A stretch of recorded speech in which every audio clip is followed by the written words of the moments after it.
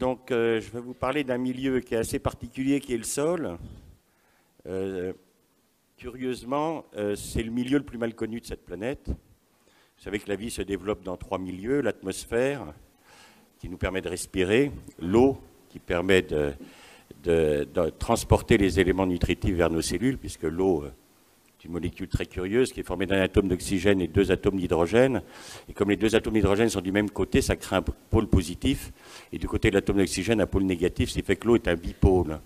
Et cette propriété remarquable lui permet de transporter vers nos cellules aussi bien les ions positifs, qu'on appelle les cations, potassium, calcium, magnésium, mais elle peut aussi transporter tous les anions, nitrates, phosphates, sulfates. Donc c'est un liquide indispensable pour la vie. Vous ne pouvez pas vivre en buvant uniquement de la vodka, parce que l'alcool, ce n'est pas un bipôle, donc on est obligé de boire de l'eau. Et puis le troisième milieu où se développe la vie, c'est le sol. Alors, quelle est la différence qu'il y a entre ces 3 milieux? Bien, c'est que l'atmosphère et l'eau sont des milieux qui sont composés de molécules, c'est-à-dire de charges atomiques, sont des milieux extrêmement solides. C'est-à-dire que l'atmosphère et l'eau, on peut les polluer, d'ailleurs on ne s'en prive pas, on les pollue même abondamment, mais on ne sait pas les faire disparaître. On ne sait pas faire disparaître l'atmosphère. L'atmosphère est formée de 79% d'azote. C'est une molécule extrêmement solide qui est formée de 2 atomes d'azote attachés ensemble par une triple liaison atomique. C'est quasi incassable. Il a fallu attendre le début du siècle pour pouvoir ouvrir cette molécule et faire du nitrate et faire la Première Guerre mondiale et exterminer 10 millions d'hommes. Avant, on ne faisait que des guerres artisanales. Enfin, Napoléon avait commencé à industrialiser un peu le processus, mais par rapport à ce qu'on a fait en 14, c'était un peu ridicule. Donc c'est un milieu très solide. L'eau, c'est pareil. Si on voulait faire disparaître l'eau de la planète, il faudrait chauffer la planète à environ 100 degrés, ce qui évidemment poserait des petits problèmes. Attendez, je m'excuse, je rentre juste un petit truc et puis on va pouvoir démarrer. Le sol, lui, c'est complètement différent. Le sol, c'est un milieu extrêmement fragile parce qu'il a une propriété tout à fait curieuse, c'est que c'est un milieu qui est organo-minéral. C'est que le sol, il est formé de matière organique, les humus, et de matière minérale, les argiles. Et les humus et les argiles sont attachés ensemble par des attaches électriques. Et s'il y en a parmi vous qui ont fait un peu de chimie, ce qu'on appelle les attaches de Van der Waals, sont des attaches extrêmement fragiles. Donc c'est très facile de détruire un sol. Et c'est ce que l'humanité fait depuis 7000 ans, puisque nous avons déjà détruit, jusqu'en 1900, on avait détruit 1 milliard d'hectares de terre, qui ont agrandi les déserts. Nous avons agrandi remarquablement les déserts depuis que nous cultivons la planète. Et au XXe siècle, juste au XXe siècle, on a fait 1 milliard d'hectares de désert. Donc vous voyez, on a accéléré sérieusement. Les anciens, ils étaient un peu lents dans leur processus de dégradation.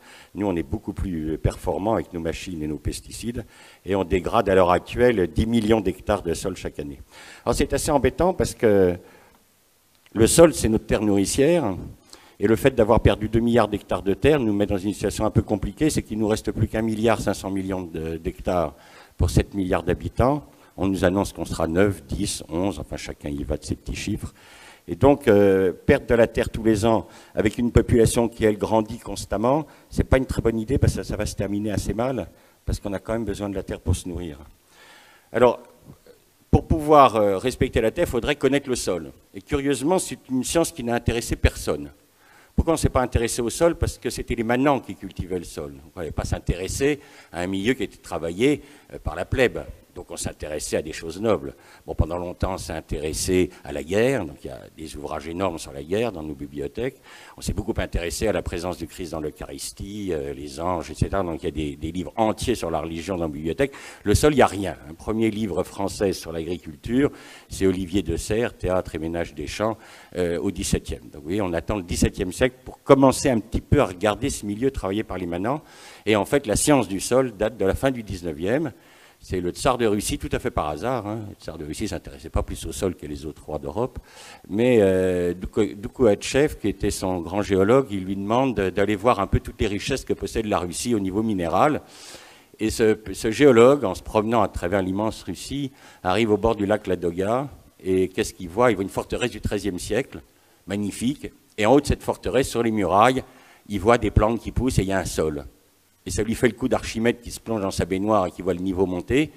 Il a l'éclair d'Archimède, il dit mais le sol se fabrique, puisque cette forteresse a été faite par les hommes au XIIIe siècle et il y a déjà un sol qui s'est développé. Et il va avoir l'idée que le sol est un milieu dynamique, un milieu qui se fabrique. C'est-à-dire qu'il va commencer à se dire mais après tout le sol c'est pas du tout un milieu qui est là depuis toujours, c'est un milieu qui a une dynamique, qui est vivant et il va essayer de comprendre comment il fonctionne. Donc on va regarder un petit peu comment ça marche. État des lieux dans un pays comme le nôtre, assez catastrophique. 18% de la SAU est exposée à l'érosion. Nous perdons chaque année 92 000 hectares de terres agricoles chaque année, avec une population qui augmente de 300 000 habitants. Et sur ces 82 000 hectares, il y en a 60 000 hectares qui sont bétonnés. Nous bétonnons un département tous les 7 ans en France. C'est ce qu'on appelle le progrès. Nous perdons en moyenne 5 tonnes par hectare et par an. Et donc, tout ce système-là fait que, comme les sols sont de plus en plus malades, on est obligé d'irriguer parce que les rendements sont en train de chuter. Dans le monde entier, les rendements sont en chute.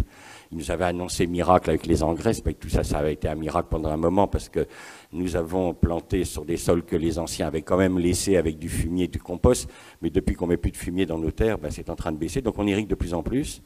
Et 80% de l'eau est consommée par l'agriculture. Donc vous voyez, on vous embête à la télévision en disant de fermer votre robinet quand vous vous lavez les dents, mais 80% de l'eau, elle sert à arroser du maïs qui nourrira des cochons. Donc il faut quand même dire un peu les choses. Voilà les zones les plus dégradées. Vous voyez que c'est l'Italie qui est championne. Vous voyez que la région toulousaine est bien placée avec ses maïs irrigués, qui est une région qui souffre énormément d'érosion. Si vous avez l'occasion de passer sur la Garonne, vous allez voir sa couleur. Elle est entièrement marron. C'est tout nos patrimoines qui s'en va dans les rivières. D'ailleurs, le spectacle des rivières marron est devenu tellement courant que pour les gens, c'est considéré comme complètement naturel. Personne n'est choqué par le fait. Alors, juste une petite photo pour vous montrer comment l'homme dégrade les sols. À gauche, là, vous avez un blé d'hiver. Vous pouvez remarquer que du côté où il y avait le blé, pourtant il n'est pas gros, le blé est tout petit, vous voyez, il n'y a pas eu d'érosion. Et puis à droite, l'agriculteur a laissé le sol nu pour faire une culture de printemps. Et là, l'érosion est catastrophique. Vous voyez, petite observation de terrain. Quand la Terre est protégée, la Terre, elle est comme nous, nous avons des cheveux qui nous protègent du climat, la Terre, elle a besoin de plantes pour éviter l'érosion.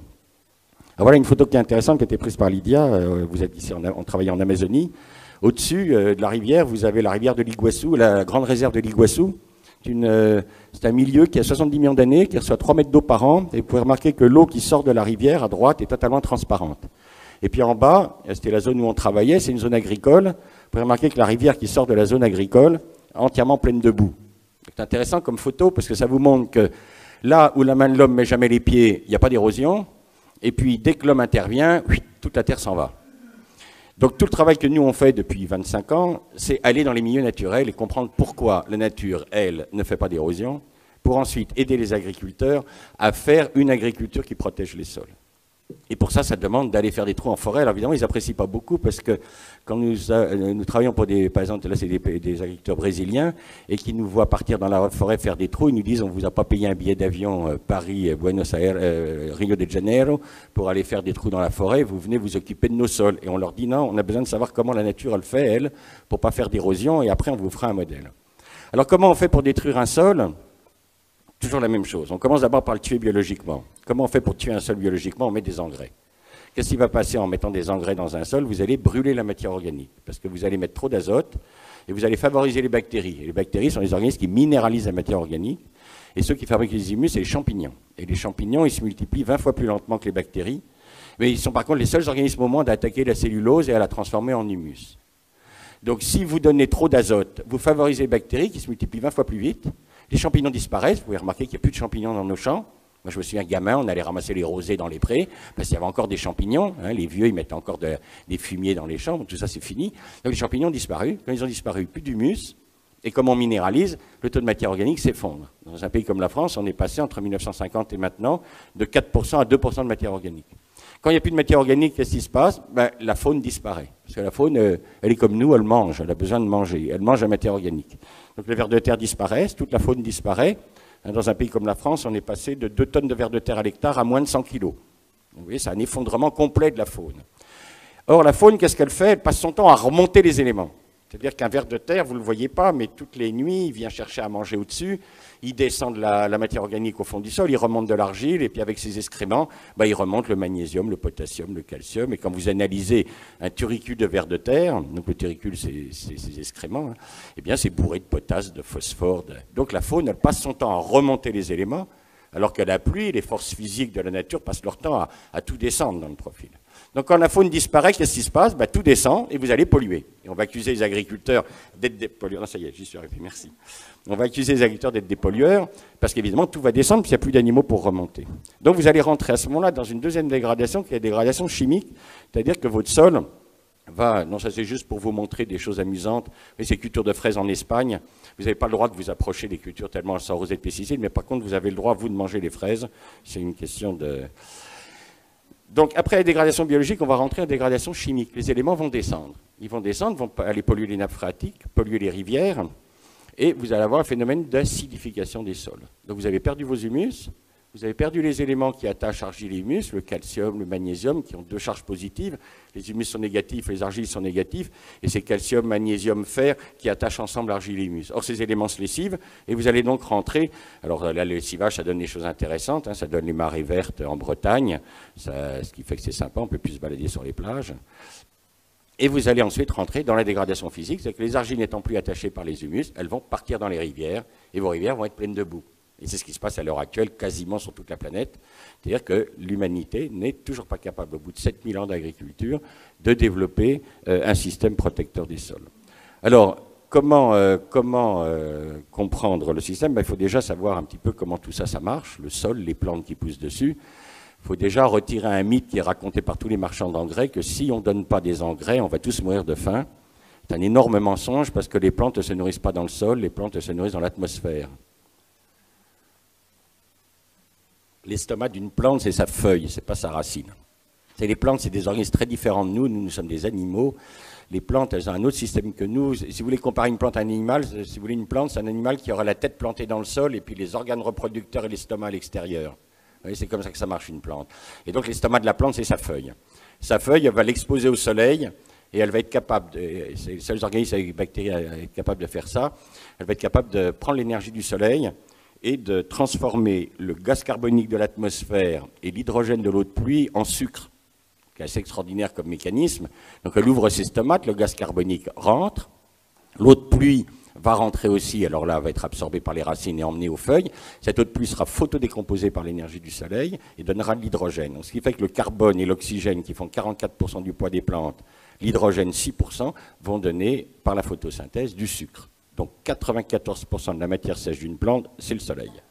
C'est pour ça que vous avez remarqué que les plantes poussent très mal dans les caves. C'est une observation qui peut se faire assez facilement comme expérience. Elles ont besoin de soleil.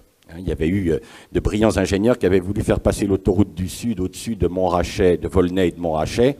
Et les vignerons, évidemment, avaient protesté, ce qui est assez logique, en disant que quand même Volnay, Meursault et Montrachet faisaient parmi les plus grands vins du monde, donc c'était pas une bonne idée de passer. Les gars avaient dit, mais non, mais on va mettre l'autoroute sur pilotis, donc ce sera pas gênant, on n'écrasera pas la vigne. Et là, les vignerons ont expliqué aux polytechniciens des ponts et chaussées que les vignes avaient besoin de soleil. Alors là, ils ont été très étonnés. Ah oui, on peut pas mettre des vignes à l'ombre. Ah non, on peut pas mettre des vignes à l'ombre. Donc ils ont été très étonnés, donc du coup, ils ont eu de la chance, l'autoroute n'est pas passée sur les grands crus de Bourgogne. On a échappé à la catastrophe. Donc 94%, c'est la matière sèche. Donc ça veut dire que l'atmosphère, c'est la qualité, c'est pas la quantité.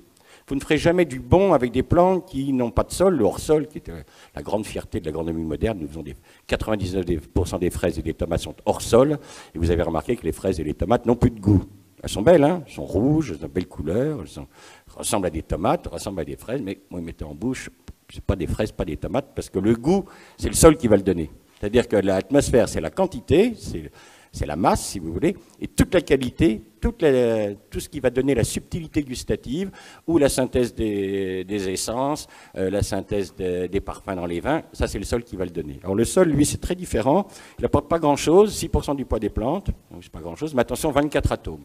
C'est pas du tout carbone, oxygène, hydrogène comme l'air, c'est 24 atomes. Et c'est ça qui va donner toute la complexité et qui va donner la notion de terroir. Parce que chaque roche va avoir une composition particulière qui va faire que un morgon va morgonner parce que c'est un granit riche en manganèse. Donc chaque vin va avoir un goût particulier parce que la roche qui est dessous a son équilibre minéral et va donc donner des goûts particuliers. Alors comment ça marche le sol ? On va prendre le modèle chez nous, avant que nous arrivions, je parle à la belle époque où il y avait encore de la forêt sur toute l'Europe. Le modèle naturel en Europe, c'est-à-dire en forêt, dès que vous êtes en zone tempérée, à plus de 550 mm d'eau, la végétation climax, c'est la forêt.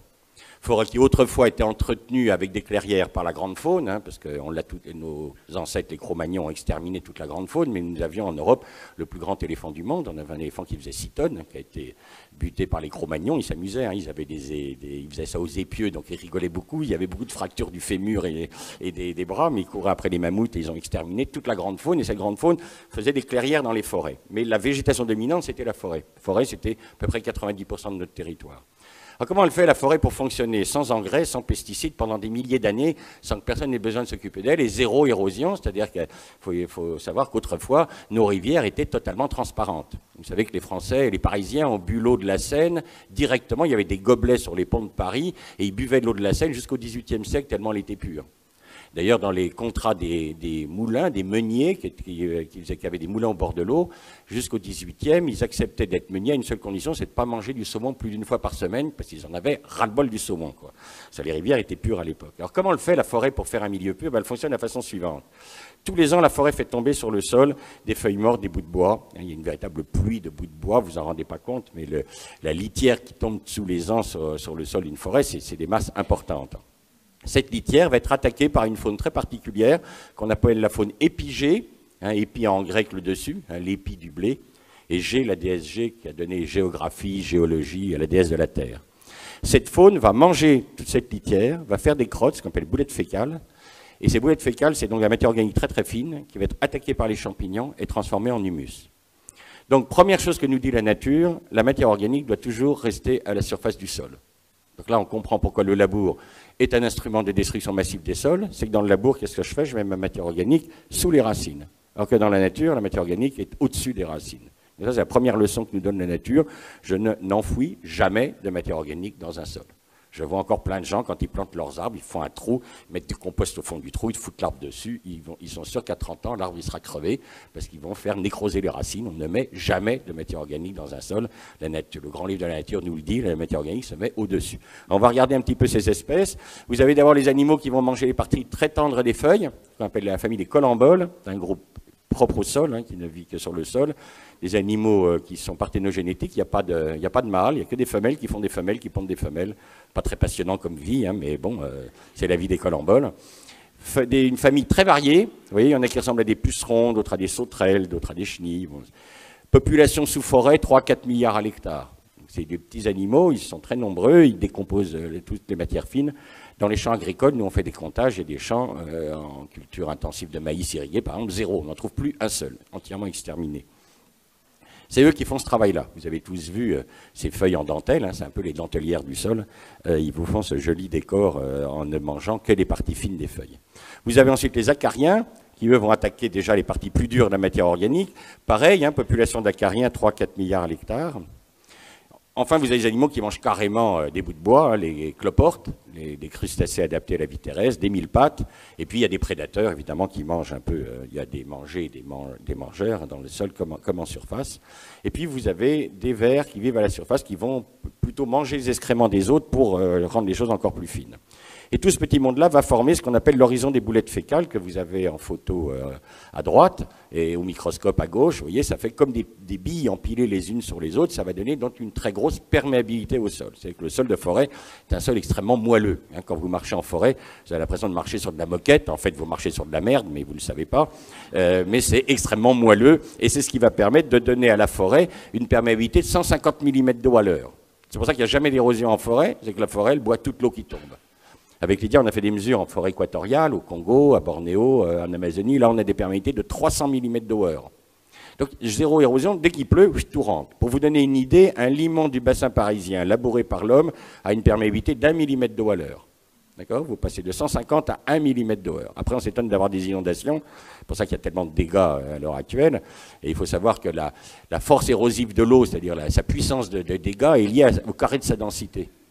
Une eau transparente ne fait pas de dégâts. Elle va mouiller votre maison, elle va décoller les papiers peints, mais il n'y aura pas de dégâts.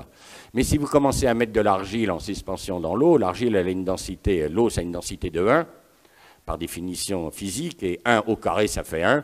Le sol a une densité de 1 à 1, donc normalement l'eau, ça n'emporte jamais le sol. Et vous verrez qu'une eau qui sort d'une forêt, une eau transparente, n'emporte pas de sol. Mais dès qu'il n'y a plus de matière organique et que l'argile se met en suspension dans l'eau, bah, comme l'argile a une densité de 3 à 4, bah, vous allez tout de suite monter à 1, 2, 1, 3 au carré. Bah, vous êtes capable de soulever des limons, puis des sables, puis des cailloux, puis des bagnoles, et puis là, vous allez vraiment faire du dégât. Tout le dégât à l'heure actuelle, ce n'est pas la pluie, c'est parce que nos sols sont morts et que l'eau qui arrive, c'est de la boue et que cette boue a une force érosive extrêmement puissante. Alors les arbres, ils se sont adaptés à cette situation très intéressante qui est une très forte perméabilité. Donc ça veut dire que quand il pleut sur la forêt, l'eau descend très vite. Donc ils ne sont pas fous, les arbres, qu'est-ce qu'ils font? Ils développent un double système d'enracinement. Ils ont un système horizontal qui se met sous la matière organique. Alors on se dit, tiens, c'est astucieux, pourquoi eux, ils sont mis sous la matière organique, alors nos agriculteurs, ils mettent la matière organique sous les racines. Ben, c'est très astucieux parce qu'au printemps, quand le sol va se réchauffer, les humus vont être minéralisés par les bactéries, c'est-à-dire qu'ils vont libérer du nitrate, du phosphate, du sulfate, des éléments nutritifs, qui vont être récupérés par les racines horizontales de l'arbre et renvoyés dans les feuilles. Donc deuxième observation du milieu naturel, le milieu sol-plante est fermé, il n'y a pas de fuite, rien ne s'en va, rien part dans les rivières, dans les nappes, lorsque vous respectez les lois du sol. Donc, première leçon, la matière organique doit se développer en surface. Les champignons sont aérobies, ils ont besoin d'oxygène pour faire les humus, donc il faut laisser ça en surface. Deuxième leçon, les racines doivent être sous la matière organique pour récupérer les éléments et ne pas polluer. Puis ensuite, les arbres, ils ont un deuxième système racinaire qu'on appelle pivotant qui descend jusqu'à la roche. Et là, ils vont attaquer la roche avec leurs acides et ils vont transformer la roche en argile. Alors pendant longtemps, on ne savait pas comment se fabriquaient les argiles. Moi, quand j'ai fait l'agro, personne ne savait comment se faisaient les argiles, donc on nous sortait des théories qui étaient tellement compliquées que personne ne les retenait. Et en fait, c'est seulement à la fin des années 80, vous voyez, c'est très récent, hein, on connaît très mal le sol, hein, seulement à la fin des années 80, une équipe australienne, une équipe de l'Université de Laval au Canada, vont montrer comment se fabriquent les argiles. Donc ils vont travailler avec un des minerais les plus tendres qui est sur Terre, qui est le mica. Ils font attaquer en milieu stérile, ils font attaquer du mica par des racines de blé, et vous obtenez vos premières argiles en 7 heures. Alors là, stupéfaction, qu'est-ce qui se passe? Comment le font les racines pour vous transformer un minéral en argile en 7 heures? Ben, en fait, c'est tout simple, c'est que la racine, elle attaque le caillou, c'est pas pour le plaisir de l'attaquer, c'est pour le manger. Et qu'est-ce qu'une racine? Qu'est-ce qu'une plante va manger dans le caillou? Ben, elle va manger le magnésium, le calcium, le potassium, le soufre, le phosphore, tous les éléments dont elle a besoin. Or, une roche, c'est formé de quoi? Majoritairement, les roches de la planète, elles sont formées de silice, de fer et d'aluminium, qui sont des oligo-éléments pour les plantes. Les plantes prennent un peu de fer, elles en ont besoin pour leurs enzymes respiratoires, elles prennent un petit peu d'aluminium, un petit peu de silice pour durcir leur membrane, mais elles n'en prennent pas beaucoup.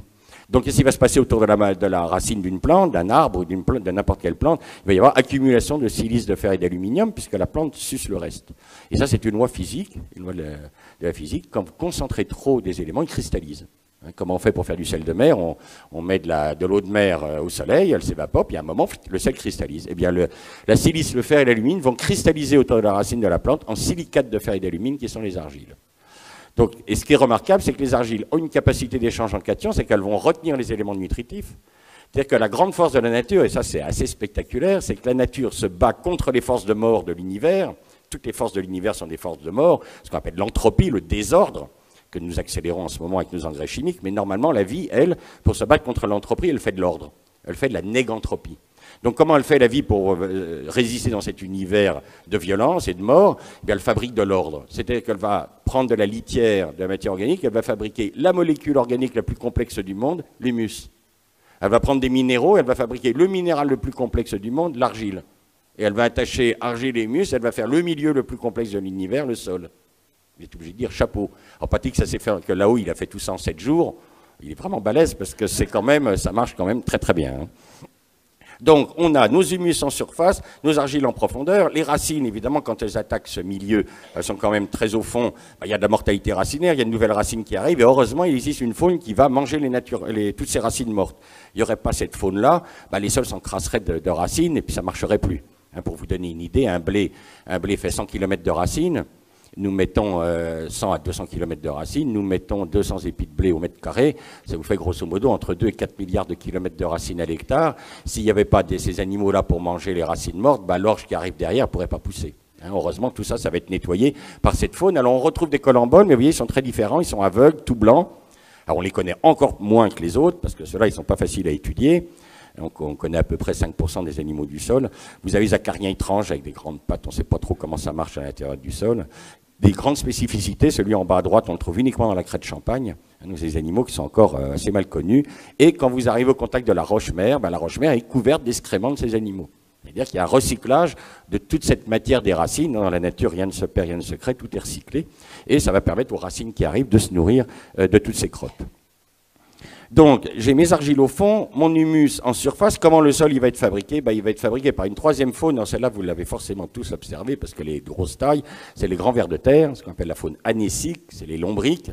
Ce sont des animaux qui vivent dans des terriers verticaux. Toutes les nuits, ils viennent chercher à manger, ils vident leur intestin, ils redescendent et ils vont mélanger constamment les argiles de profondeur et les humus de surface. Et il se trouve que les vers de terre ont dans leur intestin une glande très riche en calcium. Et le calcium, il a deux charges positives. Une pour l'humus négatif, deux charges positives, donc qui attachent la charge négative de l'humus et la charge négative de l'argile, c'est la glande de Morène.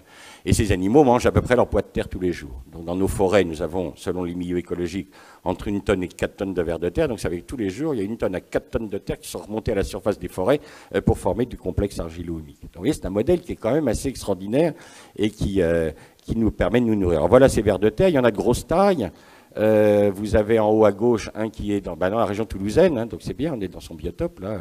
Il va des Pyrénées jusqu'à Cahors à peu près, Sclerotica giga, c'est un vaisseau qui fait jusqu'à 1 mètre de long, qui lui est capable de tirer dans ses galeries des tiges de colza, un gros costaud. Sinon, les plus courants sont ces Lombricus terrestris. Les turicules, en bas à droite, vous voyez, c'est tous les excréments qui crachent, ils sont très très sensibles aux pesticides. En bas à droite, vous en avez un en arboriculture, c'est l'arbo, c'est là qu'on balance le plus de pesticides, 30 à 40 traitements par an sur une pomme. Donc vous voyez, parce que ces pauvres bêtes, alors ils deviennent tout blanchâtres, tout mous, là, ils n'apprécient pas du tout ce genre de produit. Alors, deuxième organisme qui pousse dans les sols, les racines. La nature a développé deux modèles complètement différents.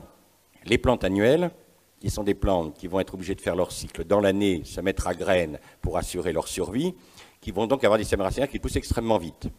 Une racine de blé, en ce moment, là on est fin avril, le blé en ce moment, les racines poussent à la vitesse de 5 à 6 cm jour. Les maïs, quand ils vont être au mois de mai, là ils sont seulement en train d'être semés, mais fin mai, un maïs c'est 15 cm jour. Donc c'est des croissances extrêmement rapides, et comme le sol est quand même un milieu siliceux, la racine est obligée de se protéger, donc vous avez en haut à gauche une photo de racine de blé, vous voyez, avec sa coiffe. Donc c'est une espèce de coiffe protéique qui protège l'avant de la racine qui va donc avancer dans ce milieu assez dur qu'est le sol. Et puis tout de suite derrière, les cellules s'allongent pour former ce qu'on appelle les poils absorbants qui vont venir manger dans le complexe argilo-humique. Donc vous avez à droite une photo de racine de blé, vous voyez, ça fait comme un nuage, comme un voile de mariée, vous voyez, de poils absorbants. Quand on mesure les poils absorbants sur un blé, il y a 5000 km de poils absorbants par pied de blé. Donc, vous voyez, c'est des surfaces de contact assez énormes avec le sol. Puis il y a un deuxième choix, c'est les plantes pérennes, les arbres. Alors les arbres, ils n'ont pas de poils absorbants. Donc les arbres, ils vivent en symbiose avec des champignons qu'on appelle les mycorhizes. Et les champignons, ils en ont besoin. S'ils ne sont pas mycorhizés, l'arbre va mourir très jeune. À 30 ans, il sera crevé, alors qu'un arbre peut vivre des siècles. Mais pour ça, il a besoin d'être associé avec ces champignons. Donc vous avez en bas à gauche une association mycorhizienne. Vous voyez, ça fait un manchon qui est au bout de la racine de l'arbre. L'arbre donne du sucre aux champignons. Les champignons, qui sont mycélium, vont lui chercher à manger dans le complexe argilo-humique. Donc ça va conférer aux arbres et aux plantes pérennes une propriété tout à fait unique, c'est de coloniser des milieux que les plantes annuelles ne peuvent pas coloniser. Donc vous avez en bas à droite de l'argile, vous êtes là à 75% d'argile et vous voyez les racines de l'arbre circulent très bien dedans parce qu'ils ont le temps, ils avancent lentement mais sûrement. Troisième organisme, les microbes. Les microbes vont permettre aux plantes de se nourrir. Les plantes sont incapables de manger dans le sol parce qu'elles ont besoin d'avoir des éléments solubles. Puisque la plante absorbe de l'eau, il faut que les éléments soient en solution dans l'eau pour rentrer dans la racine de la plante. Et le travail des microbes, ça va être de solubiliser les éléments pour que les plantes puissent les absorber. Ils font exactement le même boulot avec les plantes qu'ils font dans votre intestin, le long de vos villosités intestinales, pour vous nourrir. Vous avez 11 hectares de villosité intestinale qui vous permettent de vous nourrir, parce que c'est aussi tapissé de microbes qui prennent les éléments de votre nourriture et qui vous les transforment en forme digestible. Alors, les microbes vont utiliser deux voies pour rendre un élément soluble dans l'eau. La voie de l'oxydation. Il y a 3 éléments qui, à l'état oxyde, sont solubles dans l'eau. C'est l'azote qui va être oxydé en nitrate, NO3-, par les nitrobactères. Le soufre qui sera oxydé en sulfate par les sulfobactéries. Et le phosphore qui sera transformé en phosphate par les mycorhizes, PO4 3 fois moins. C'est les seuls éléments qui, à l'état oxyde, sont solubles dans l'eau. Tous les autres éléments du sol, ils sont précipités quand ils sont à l'état d'oxyde. Le fer, par exemple, qui donne la couleur brune à nos sols, FeO3, c'est précipité. Je peux vous montrer des vignes sur des sols bruns rouges calcaires, totalement chlorosées, totalement dépourvues de fer, alors qu'elles ont les racines dans le fer. Parce que ce fer, FeO3, il n'est pas assimilable. Donc les microbes vont utiliser une voie beaucoup plus complexe, qui est la voie de chélation. Et cette voie de chélation, ça va consister à prendre un oligo-élément, l'attacher avec un acide organique et faire un chélat. Et c'est ça qui va faire que vos éléments vont avoir justement un goût intéressant sur le plan gustatif. Donc ce qu'on voit dans ce tableau, c'est que pour pouvoir nourrir une plante, il faut mettre de l'oxygène sur l'élément. Vous voyez, 3 atomes d'oxygène sur l'azote, 4 sur le soufre, 4 sur le phosphore, 2 oxygènes par oligo-élément. Pour que le sol soit bien oxydé, pour qu'on puisse mettre de l'oxygène, il faut que le sol soit comment? Aéré, qui aère le sol, la faune. Donc si vous n'avez plus de faune dans votre sol, vous n'aurez plus d'oxygène, vous serez obligé d'acheter des nitrates, des phosphates, des sulfates, qui sont des engrais qui sont tous les mêmes à la surface du globe, et vous allez faire des produits technologiquement identiques, et vous n'aurez plus du tout cette notion de terroir, hein, les grands sols à safran, les sols pour faire du vin, les sols pour faire de l'huile d'olive, etc. Vous perdez la notion de vocation de sol. Alors qu'est-ce qu'il y a dans 1 gramme de sol vivant? Je dis vivant parce que ça devient rare de trouver des sols vivants, donc je précise. Dans 1 gramme, vous avez quand même 10 000 à 100 millions d'actinomycètes, 10 millions à 10 milliards de bactéries, vous avez 100 à 10 000 algues, 1000 à 1 million de protozoaires, 10 000 à 1 million de germes de champignons. Quand on pèse tout ce petit monde-là, ça fait 2 à 3 tonnes de microbes à l'hectare. Ils ont une énergie biochimique 350 fois supérieure à la nôtre, c'est-à-dire qu'un kilo de bactéries, ça a autant d'énergie que 350 kilos d'êtres humains. Donc 3 tonnes de bactéries, c'est équivalent de 1000 tonnes d'êtres humains à l'hectare en énergie biochimique. C'est la plus grosse énergie biochimique de l'univers. Et personne ne s'en occupe dans l'agronomie. Ils ont fait une expérience qui m'a bien fait rigoler. Moi, il y a un milliardaire américain qui a décidé de faire une grande serre pour imiter la planète Terre, pour les futurs voyages pour Mars, là. Alors, il avait fait sa belle serre, il avait mis une machine qui faisait une vague pour imiter la mer, il avait mis des arbres, tout. Il pensait que ça marchait très bien. Il a fait rentrer les mecs dedans. 3 jours après, les gars, ils sont ressortis parce qu'il avait oublié un truc. C'est que la puissance respiratoire des microbes du sol est tellement puissante qu'il faut une atmosphère de 70 km pour pouvoir l'éponger. Et puis lui, il avait fait une serre de 30 mètres de haut, donc il manquait quelques kilomètres, quoi, hein. Et donc ils ont été obligés de sortir. Et c'est tellement puissant, si vous voulez, la respiration microbienne, qu'il faut 70 km d'atmosphère. C'est d'ailleurs eux qui fournissent l'oxygène que vous respirez, c'est eux qui assurent la salinité des océans. Hein, petite question amusante, qu'est-ce qui se passerait si les océans n'étaient pas salés? Question amusante, parce que c'est les microbes qui règlent la salinité des océans. Qu'est-ce qui se passerait? Vous avez essayé d'imaginer, imaginez qu'à la place des océans, nous ayons des grands lacs. Mais on ne pourrait pas vivre parce que ça s'évaporerait trop. On serait dans une vapeur, il ferait tellement chaud qu'on serait tous cuits, transformés en carottes bouillies et on ne pourrait pas vivre. Et c'est grâce aux microbes qu'on peut vivre, c'est parce qu'eux, ils règlent la salinité des océans. C'est-à-dire, eux, ils règlent tout. Vous ne pouvez vivre que parce qu'ils vous nourrissent, que parce que... Et l'agronomie moderne fait non, ça, circuler, il n'y a rien à voir. Et on va voir maintenant comment ils font pour donner du goût, vous permettre à vos plantes de synthétiser des essences, de synthétiser... Souvent, un argument que nous sortent les énologues, nous disent les bourguignons, vous nous emmerdez avec vos conneries de raconter que c'est le sol qui donne le goût des vins. Tous les arômes que nous dosons dans le vin, pareil pour toutes les essences que vous avez dans les plantes médicinales, ce sont des composés carbonés. Or, le carbone, il vient de la photosynthèse, donc vous nous racontez des conneries, puisque tout ça, c'est carboné, ça vient de la photosynthèse, c'est pas le sol. Alors, j'explique aux énologues, il faut les former un peu, ils n'ont pas été bien formés à l'école, je leur explique que tout ce qui est synthétisé dans une plante, tout ce qui est synthétisé dans un organisme vivant est synthétisé par des enzymes. C'est les enzymes qui font toutes les synthèses. Toutes les synthèses de vos composés, vos protéines, vos lipides, c'est accompli par des enzymes. Qu'est-ce que c'est qu'une enzyme? C'est une protéine à cofacteur métallique. Donc vous avez des enzymes à potassium, à sodium, à zinc, à magnésium, à manganèse, à fer, à cuivre, molybdène, nickel, etc. Or, tous ces oligo-éléments, ils ne viennent pas de l'atmosphère. Heureusement, d'ailleurs, s'il y avait du cuivre dans l'atmosphère, enfin, ça arrive autour des usines, mais enfin, c'est pas recommandé. Tous ces éléments vont rentrer par les microbes. C'est les microbes qui vont chélater le sélénium, le nickel, le molybdène, permettre la synthèse des enzymes qui, eux, vont synthétiser les arômes ou les essences ou tous les composés. C'est pour ça que les plantes sont des organismes extraordinaires au niveau synthèse. Les plantes c'est vraiment des usines de synthèse de composés, essences, vitamines, etc. et qui nous nourrissent. Hein. Sans elles, on ne pourrait pas vivre. Plus vous allez avoir un sol mort, moins vous aurez de synthèse de ces éléments, plus vous allez être carencé quand vous allez manger les plantes. Il y a par exemple un élément dont à l'heure actuelle les Européens sont terriblement carencés, c'est le sélénium. Parce que le sélénium est un élément assez rare dans les sols, et il est chélaté uniquement par des microbes, et à l'heure actuelle, la quasi-totalité de la population européenne est carencée en sélénium. C'est très embêtant parce que le sélénium, c'est le cofacteur des peroxydases qui vous protège contre le cancer. Et comme par hasard, les cancers explosent. Hein. Alors, pourquoi on n'a plus de sélénium? Parce que les plantes qui ont le plus de sélénium, c'est les crucifères, c'est les choux. Le problème du chou, c'est que si vous mettez des engrais chimiques sur le chou, il se met à puer. C'est-à-dire que quand la personne fait cuire du chou, il y a tout l'immeuble qui pue le chou. Donc on essaie de mettre des croûtons de pain pour essayer de calmer. C'est parce qu'on met trop de soufre dans les engrais chimiques et on synthétise trop de cystéine sulfoxyde qui pue. Donc les gens, ils mangent plus de chou. Pareil pour l'asperge. Si vous mettez trop d'engrais chimiques, l'asperge, vous allez aux toilettes, ça pue dans les chiottes parce qu'il y a trop de cystéine sulfoxyde. Alors que les choux cultivés biologiquement, ils puent pas. Et vous avez le plaisir de manger du bon chou-fleur, surtout pas le chou-fleur breton, qui est bourré de soufre et qui pue. Hein. Donc le fait qu'on mange plus ces plantes-là parce qu'elles sentent mauvais quand on leur met des engrais chimiques, fait qu'on est carencé en sélénium. Donc remanger du chou, mais bio, hein, pas chimique. Donc autre effondrement, c'est la variété de ce que nous mangeons. Hein, pour vous donner une idée, j'ai retrouvé chez un brocanteur le catalogue de pomologie de 1904. 3600 variétés de fruits on faisait. Hein. À l'heure actuelle, vous avez une vingtaine de variétés seulement qui couvrent tout le marché. Donc ça aussi, c'est un effondrement. Hein. Pareil dans les plantes sauvages. Nous consommons beaucoup moins de plantes sauvages que nos ancêtres, hein, parce que d'abord on les connaît plus. Et puis, il faut voir dans quel état sont nos pauvres pommes. Maintenant, je vous dis 30 traitements. Regardez ce qui se passe quand vous comparer une rainette du Mans avec une golden, hein, en teneur en vitamines. Hein, à l'heure actuelle, quand on fait des comparaisons avec les pommes de l'entre-deux-guerres, on a 100 fois moins de vitamines dans une pomme actuelle, moderne, que dans une pomme de l'entre-deux-guerres. Donc il va falloir manger beaucoup de pommes. Alors ils vous disent manger des fruits et des légumes, d'accord, mais enfin s'il faut se manger 200 pommes par jour pour avoir la dose de vitamines, on n'est pas sorti de l'auberge. Effondrement des variétés de légumes. Regardez comment on est passé entre 1903 et 1983. En betterave, on avait 288 variétés, il n'y en a plus que 17. Vous voyez l'effondrement total de notre variété alimentaire. Les teneurs, hein, donc les écarts entre 1950 et 1999, hein, de la pomme, la banane, l'orange. Alors il y a une curiosité, c'est la vitamine C sur le raisin, parce qu'en 1950, c'est une expérience canadienne, en 1950 le Canada ne faisait pas de raisin, donc il faisait venir son raisin de Californie. Or la vitamine C est une vitamine qui ne dure pas longtemps, elle ne résiste pas longtemps au transport.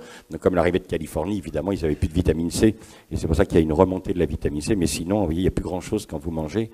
Regardez les pommes de terre, il n'y a plus rien, quoi. On mange des trucs qui sont complètement vides. Après, on s'étonne d'être malade, il n'y a plus rien à manger. Regardez dans les blés, plus de fer, plus de zinc, enfin, tout chute, quoi, tout ce que ça figure. Ils sont tellement de mauvaise qualité, nos blés, qu'on est obligé de rajouter des gluten de synthèse pour pouvoir faire du pain, parce qu'on n'arrive pas à faire du pain avec. Alors après, on dit, les gens font des allergies au gluten. Non, il ne faut pas des allergies au gluten du blé. Il faut des allergies au gluten de synthèse qu'on rajoute dans le blé. Vous voyez, il ne faut pas... Regardez les éléments carnés, il n'y a plus rien, quoi. Hein, vous regardez les fromages et la viande, et les teneurs en magnésium, calcium, on dit aux gamins, mange de la viande, ça porte du fer. Oui, il fallait autrefois manger de la viande pour avoir du fer, mais à l'heure actuelle, vous voyez les effondrements, 100% de fer en moins dans les parmesans. Nous mangeons une alimentation, c'est pour ça que les gamins à 10 heures, ils mangent des cochonneries de Mars et tout, c'est qu'ils n'ont rien dans le ventre.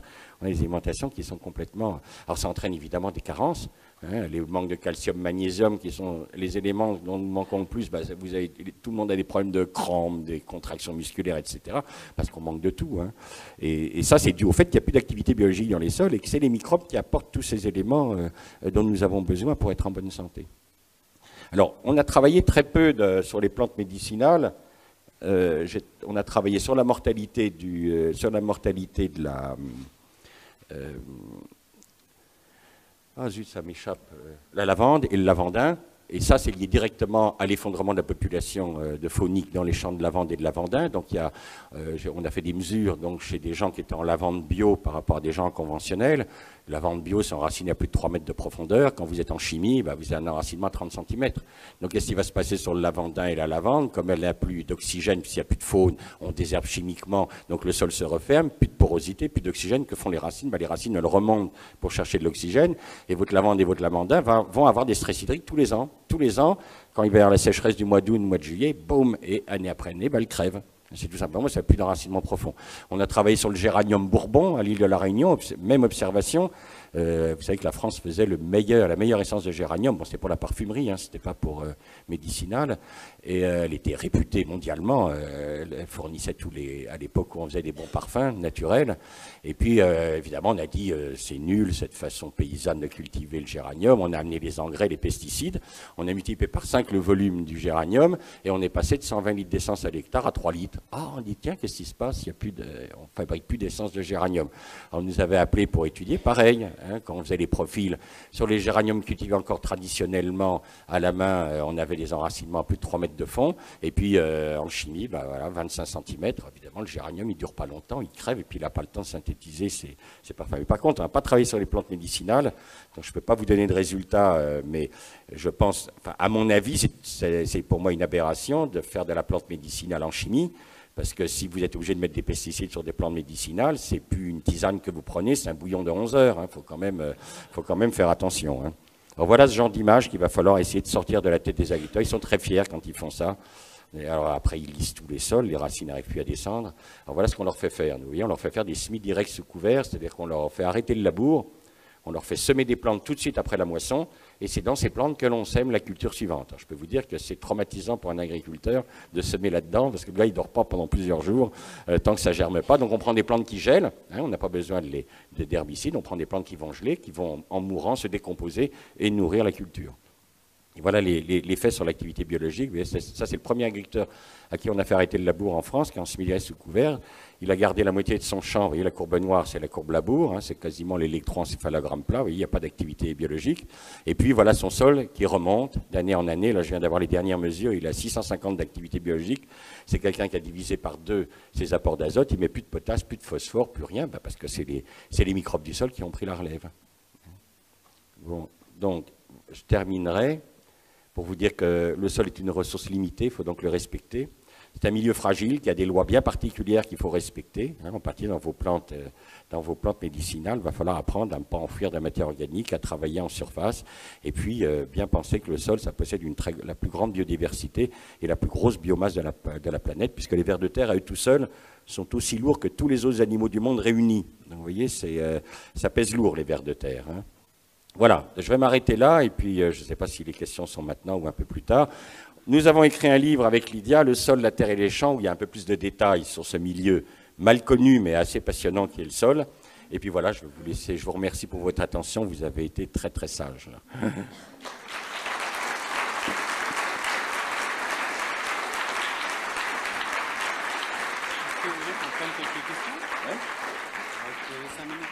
Voilà. Je peux répondre. Moi, je parlerai pas. Non, mais il y a un micro. Il y a un micro. Ça marche, ouais. On va prendre quelques questions. On va se donner 5 minutes de questions si vous le voulez. Donc, si vous avez des questions, allez-y.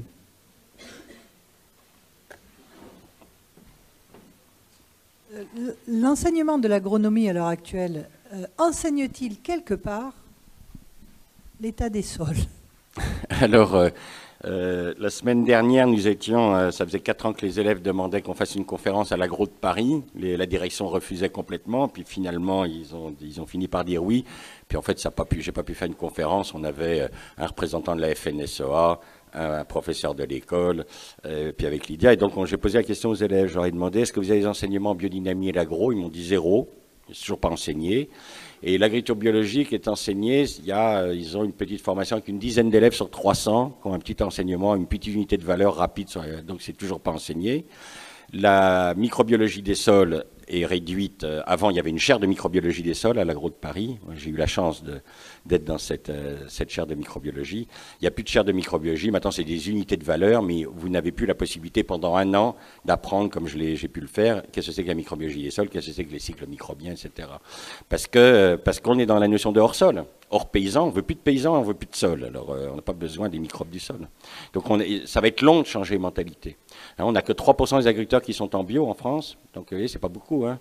3%. En vigne, un petit peu mieux. Certaines vignes. Hein. Bordeaux, c'est 1%. Champagne, 1%. Bourgogne, on est maintenant à 12%. Emmanuel Juboulot, là, justement, a été un des tout premiers en biologie en Bourgogne. On a, à l'heure actuelle, sur les 1500 vignerons de la Côte d'Or, on a 280 qui sont en bio. Vous voyez, ça avance, mais très lentement, très, très lentement. Il faudra encore du temps pour que l'humanité respecte la terre qui la nourrit. Oui, bonjour. J'aurais voulu savoir, en fait, quand un sol est complètement mort, comment on fait, en fait, pour le restaurer? Est-ce qu'on peut le restaurer et puis combien de temps ça prend? Alors, heureusement, on peut faire revivre les sols. Donc, ce que nous on fait quand on analyse un sol, comme nous faisons de l'analyse physique, chimique, biologique, on regarde à quel niveau de dégradation on est. Si on est simplement à la dégradation biologique, c'est-à-dire qu'on n'est pas encore dans les phénomènes de lessivage brutaux et de perte de sol, je dirais qu'en général, en 5 ans, on arrive à remettre le sol debout. Bon, quand vous êtes arrivé à la dégradation physique, comme on a dans les grandes plaines céréalières autour de Paris, là c'est beaucoup plus long. En particulier les gens qui font des rotations très dures, type betterave, patate, oignon, haricots verts, et puis seulement un blé tous les 5 ans, là il faut 20 à 30 ans pour remettre le sol debout. Mais ça se remet debout. Donc en fonction de la dégradation, on va avoir des itinéraires de restauration. Quand le sol est complètement ruiné, par exemple on travaille au Burkina Faso sur le Sahel où il n'y a plus rien qui pousse, dans les zones désertiques, on utilise ce qu'on appelle le bois raméal fragmenté. C'est-à-dire qu'on va planter des acacias, enfin des plantes qui résistent au bétail, parce que là-bas, comme il y a les peuls qui arrivent avec le bétail, on est encore dans Caïn et Abel. Hein, dans la zone sahélienne, il y a la bagarre entre les Mossis qui cultivent et puis les peuls qui ont des troupeaux. Donc on prend des arbres il y a des arbres extraordinaires, quand ils sortent de terre, ils sortent 2 épines. Ils sont pas fous. Donc la vache, elle arrive, oh, elle recule. Et puis après, il y a les 2 épines, il fait 2 petites feuilles entre les 2 épines, puis après, hop, il refait 2 épines, puis il pousse comme ça jusqu'en haut. Donc lui, il est peinard. Donc on a des espèces, les Ziziphus, les Acacia horrida. Donc on fait des haies avec des espèces extrêmement épineuses, et ça nous permet de protéger. Et ensuite, comme c'est des fixateurs d'azote, ils n'ont pas besoin d'engrais, ils fixent l'azote tout seuls. On les broie, on les met sur le sol, et donc on relance les champignons. Et dès que vous avez relancé les champignons, de la latérite qui est dure comme le sol, là, en 2 ans, on cultive des légumes, on fait des tomates. Non, là, si vous voulez, quand je dis mort, ça veut dire que le sol part dans la rivière, et un sol qui est parti dans la rivière, il est mort, c'est fini. Là. Il ne nourrira plus les hommes, puisqu'il est parti dans la Garonne, il va dans l'Atlantique. Mais il faut savoir que dans le sol, il reste toujours des spores, et que les microbes attendent que les conditions leur permettent de se remultiplier. Dès que vous leur permettez de se multiplier, ils y vont à fond. Hein. Ça, de ce côté-là, la nature est sympa, elle est bonne fille. Hein. Moi, il y a longtemps que j'aurais fait un bras d'honneur à l'humanité, mais elle est sympa comme tout, elle est prête à oublier tous les dégâts. Oui, est-ce que le bio, forcément, il protège le sol? Parce que le labour, il existe aussi dans le bio, non? Ah oui, j'ai beaucoup de mal à faire arrêter aussi le labour chez les bio. C'est très compliqué. Le labour, c'est mythique, hein, c'est un problème mythique, c'est une mythologie. L'homme pense, depuis qu'il cultive la terre, c'est le mythe de Caïn, hein, qu'il faut qu'il viole la terre pour qu'elle le nourrisse. Et puis c'est macho, le labour, vous voyez, vous défoncez la terre, là, vous la violez, donc ils sont contents, ils ont des gros moteurs qui font vroom vroom. Vous savez, c'était ce que disait Victor Hugo dans Les Misérables en parlant de la fascination des hommes pour les machines. Il disait une immense force qui aboutit à une immense faiblesse. Voilà ce qui fascine les hommes. Hein, faut aller au salon de l'agriculture, hein, ils sortent des tracteurs de 500 chevaux, les gars ils grament dedans, ils font vroom comme des gamins, hein, ils sont comme des mômes. Ce qu'on appelle le caractère sexuel secondaire de prothèse en psychologie. Hein. C'est les gros moteurs, ils aiment les gros moteurs. Donc leur expliquer que la terre elle est fragile, il faut y aller avec douceur, il faut pas c'est très compliqué. Même en biologie, on a du mal à les faire arrêter le labour, mais on y arrive. Alors, en biologie, on est obligé d'utiliser des couverts très complexes, parce qu'avec 6 espèces, vous couvrez 90% d'un sol, avec 12 espèces, vous couvrez 100%. Donc si vous arrivez en biologie à mettre 12 espèces dans votre couvert, vous avez 0 mauvaises herbes.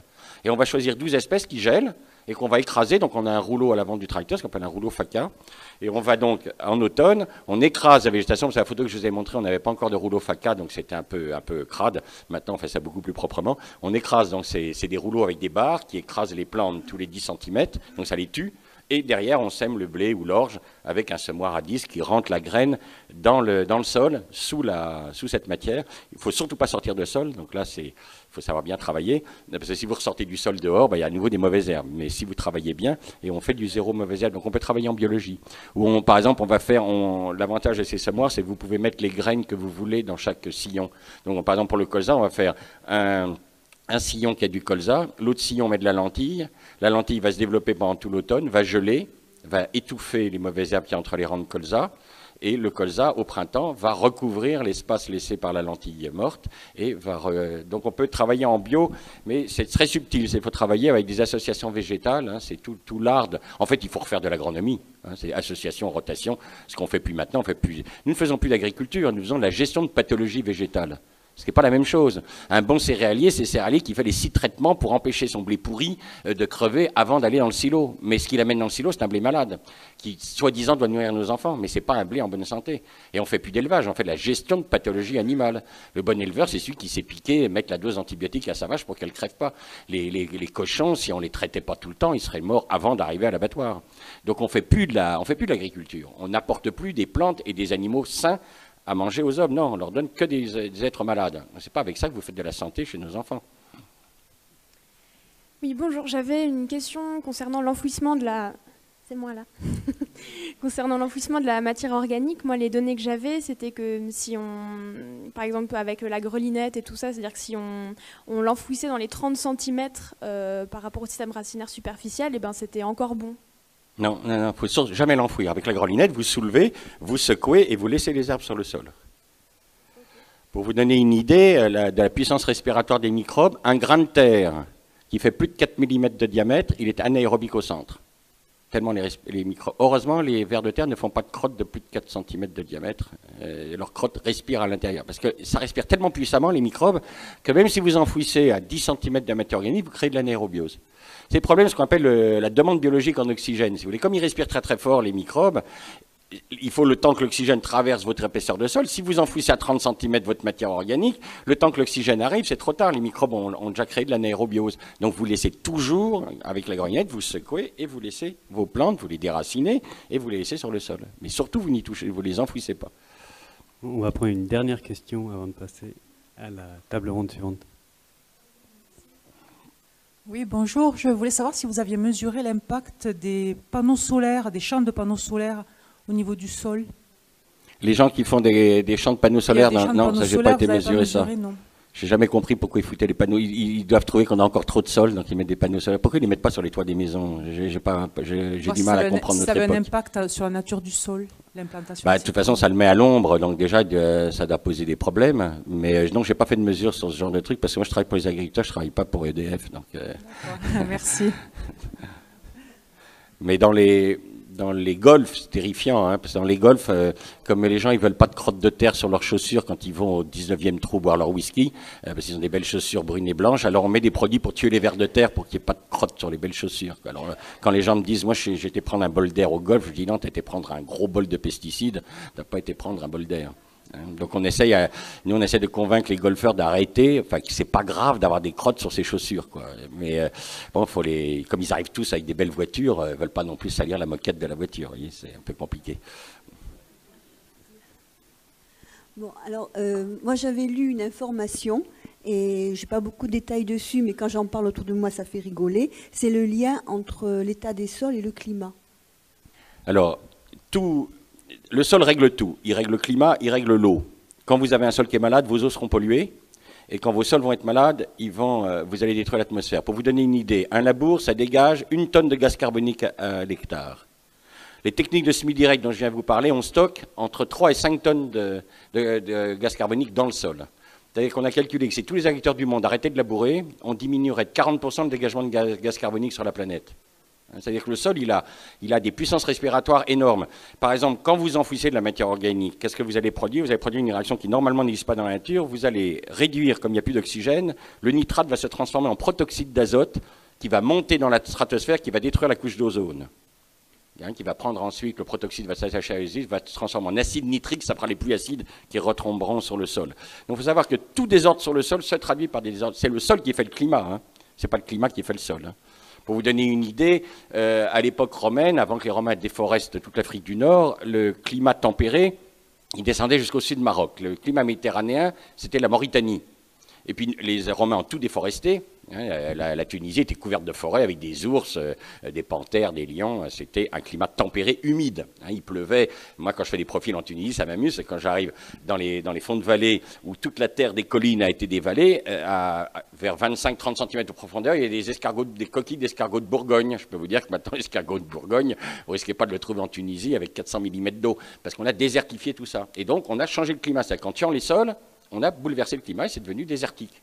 Mais si on replantait à nouveau des forêts en Tunisie, bon, c'est un long travail parce qu'il faut commencer par des plantes résistantes au sec et puis ensuite passer à des plantes. Parce que l'arbre, il a une propriété remarquable, il émet des microbes dans l'atmosphère. Un arbre, ça émet un grand chêne, c'est 600 litres d'eau jour, qu'il évapore par ses feuilles, il envoie des microbes. Ces microbes vont rentrer dans les nuages, ils vont faire la coalescence des gouttes d'eau, ils vont faire pleuvoir. C'est pour ça qu'il pleut toujours sur les forêts. Et dès que vous coupez les forêts, c'est le désert, il n'y a plus de pluie, parce qu'il n'y a plus ces microbes. Il y a 2 endroits où vous avez une émission de microbes vers les nuages. Vous avez la mer avec les vagues qui font de la mousse. Cette mousse est portée par le vent, elle est remplie de microbes et elle va faire la coalescence. C'est pour ça qu'il pleut toujours sur les océans et il pleut sur les forêts. Et en plus, les forêts sont fraîches parce que comme elle est protégée, si vous voulez, le soleil ne va pas jusqu'au sol. Donc il y a toujours de la fraîcheur. Les gens qui font des planeurs, ils savent qu'on ne peut pas voler en planeur au-dessus d'une forêt. Donc les forêts régulent complètement le climat. Vous pourrez observer qu'il n'y a jamais de grêle sur une forêt. La grêle est uniquement sur les champs. Donc le problème, c'est que nous sommes d'une civilisation steppique, c'est venu du Moyen-Orient. Donc nous sommes des hommes qui détestons la forêt, parce que nous venons d'une civilisation de la steppe, une civilisation qui a peur de la forêt. Donc nous, on a détruit massivement la forêt à la surface du globe, alors que des gens comme les Amazoniens savent vivre avec les arbres. Quand vous regardez le jardin de Java, c'est un jardin entièrement arboré. Et ça produit, c'est ce qu'on appelle les forêts-jardins, et ça produit une quantité de nourriture absolument incroyable, parce que l'arbre tempère le climat, il adoucit le climat, alors que quand vous coupez une forêt, pour vous donner une idée, la région centre, la région donc entre Chartres et Bourges, déforestée à 97%, pluviométrie 600 mm d'eau, entre 550 et 600. Vous allez maintenant à l'est, vous allez sur la Bourgogne, on a encore 30% de couvert forestier, 800 mm d'eau. Prenez la Champagne pouilleuse, entièrement déforestée pour faire l'agriculture industrielle, pareil, 97% de déforestation, ils sont à 600 mm d'eau. Vous allez en Lorraine, où il y a encore de la forêt, 800 mm d'eau. Et pourtant, la Lorraine et la Bourgogne sont plus loin de l'Atlantique que la Beauce et la Beauce et la Champagne. Mais comme on a déforesté, il n'y a plus d'eau. Donc plus vous déforestez, plus vous allez vers le désert. Donc moi je dis à tous les gens, plantez des arbres. L'arbre, c'est vital pour... On a arraché 3 millions de kilomètres de haies en France. La Bretagne, qui autrefois était arrosée, c'est un pays humide, c'est un pays sec maintenant, la Bretagne, ils ont arraché toutes les haies. Donc comme il n'y a plus de haies, il n'y a plus d'eau. Et les anciens, d'ailleurs, étaient sages, ils avaient créé les eaux et forêts. Ils avaient repéré que là où il y avait de la forêt, il y avait des eaux. Et les technocrates d'après-guerre, qu'est-ce qu'ils ont fait? Ils ont séparé l'ONF, donc ils ont filé aux polytechniciens, comme si les polytechniciens pouvaient comprendre quelque chose aux arbres. Eux, le polytechnicien voit un arbre, il dit « oh, 10 mètres cubes ». Ouais, c'est tout ce qu'il sait voir dans un arbre. Il est incapable de comprendre que c'est un milieu complexe. Et puis on a filé l'eau, on a privatisé l'eau. Alors que l'eau est un bien public, normalement. On n'a pas à privatiser l'eau, l'eau ça appartient à tout le monde. Et maintenant on est en situation très très embêtante, c'est que plus on déforeste, plus on... Et quand on reboise, vous aurez remarqué qu'on prend les seuls arbres qui ne font pas tomber l'eau, les résineux, qui sont des plantes toxiques qui tuent les vers de terre, il n'y a pas de faune sur les forêts de feuillus, et les eucalyptus, qui sont les seuls feuillus toxiques du monde. C'est pour ça que l'Australie est un désert. Pourquoi c'est le continent le plus désertique? C'est que quand les hommes sont arrivés il y a 40 000 ans en Australie, c'était couvert de forêt équatoriale. C'était un climat humide tropical, l'Australie. Les gars sont arrivés, ont foutu le feu, comme ils font toujours. L'homme, il est chasseur-cueilleur et l'agriculture sur brûlis. Manque de peau pour les Australiens, ils avaient dans leur flore les eucalyptus, 450 espèces extrêmement résistantes au feu. Donc qu'est-ce qu'ils ont fait en 40 000 ans? Ils ont éliminé les autres espèces, favorisé l'eucalyptus qui, lui, tue toute la vie du sol, et c'est maintenant le continent le plus désertique du monde. Puis après, les Anglais sont arrivés, puis ils ont replanté des résineux, histoire de remettre une petite couche, comme ça, tiens, c'est pas assez désertique ici, on va vous remettre aussi un petit peu de résineux. Donc tant qu'on plantera des résineux eucalyptus, et on ne fait que ça, vous allez au Portugal, vous verrez, ils ne plantent que des eucalyptus et des résineux, on n'aura pas de pluie. Il faut remettre des feuillus. Relisez le livre il y a un très beau livre de Francis Allais, qui s'appelle Plaidoyer pour l'arbre. Francis Allais, c'est celui qui a fait, vous savez, qui se pose en radeau, le radeau des cygnes qui se pose sur les arbres. Francis Allais montrait que les arbres, contrairement à ce qu'on croyait jusqu'alors, l'arbre, c'est pas une plante, c'est une association de plantes. C'est comme le corail pour les animaux, c'est-à-dire qu'en fait, il y a un tronc commun, et sur ce tronc, il y a des branches avec des organismes qui vivent en colonie. Il y a même plusieurs espèces, vous avez des arbres où il y a plusieurs espèces qui vivent sur le même arbre. Et c'est pour ça que le bois raméal fragmenté est tellement riche, c'est qu'en fait, chaque bourgeon, c'est un organisme complet. Vous savez que vous êtes beaucoup plus nourri en mangeant une huître qu'en mangeant un petit morceau de poulet. Parce que quand vous mangez une huître, vous mangez tout, du foie, du système nerveux, c'est complet. Donc c'est très nutritif. Quand vous mangez, c'est triste à dire, mais un petit oiseau complet, un petit ortolan, très nutritif parce que vous mangez son cerveau, son foie, tout, ses os. Donc ça apporte beaucoup d'énergie. Eh bien, le bourgeon, c'est pareil, extrêmement riche en énergie parce que c'est une plante complète qui pousse sur en fait, c'est un système colonial, l'arbre. Et donc quand vous coupez les rameaux, vous taillez une haie, vous broyez, vous mettez au sol, ça apporte une richesse nutritive au sol spectaculaire. Bravo, merci infiniment pour cette belle conférence.